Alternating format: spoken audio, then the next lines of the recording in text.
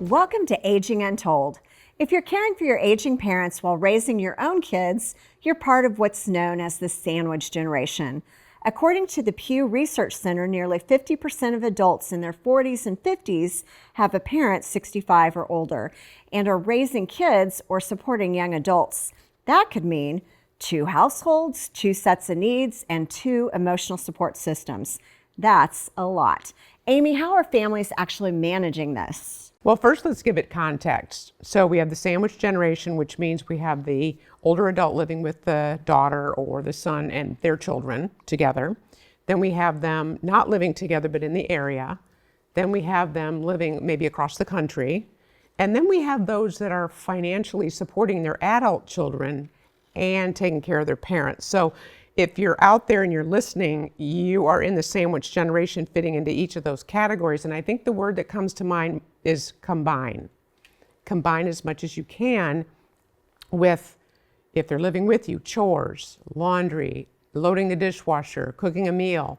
If they're living in your area, I had some clients that would bring this activity into the nursing home, arts and crafts, brought the kids with them, did an activity with their parents and the other residents. And so everybody got the benefit of the different ages and it was combined, so it was less stressful. So I hear you saying, the word you say is combine. The word I hear is cortisol. I hear stress. Amen. I hear double stress. Yeah. And you know, stress on your body doesn't have to always be emotional. It can also be physical. And the one thing about the body is it doesn't know the difference. If I have physical stress, emotional stress, or whatever, I'm going to go up in cortisol. And with that, all the other things that cortisol does to you, but one thing it does is age you prematurely. So can you imagine a double aging? Well, wait a minute. We're talking double. How many 40 and 50-year-olds do you guys know that don't have to work? Right. So not only are we raising our children, taking care of an aged loved one, we're also a provider for our own household and probably theirs. So, you know, the sandwich generation isn't failing at time management. They're just up against literally impossible odds because there's nothing easy and there's no give and take in this. It's like you feel like at every moment you're failing someone, whether it's your parent or your child. I know, like, I cared for my mom. And she was across the country. So I was a long distance caregiver that flew in 1 week a month. And my youngest son was getting his black belt. She was getting a diagnosis. And it actually was when she got her terminal diagnosis. And I was torn. Where am I going to be? So I ended up fixing the head of me on a stick.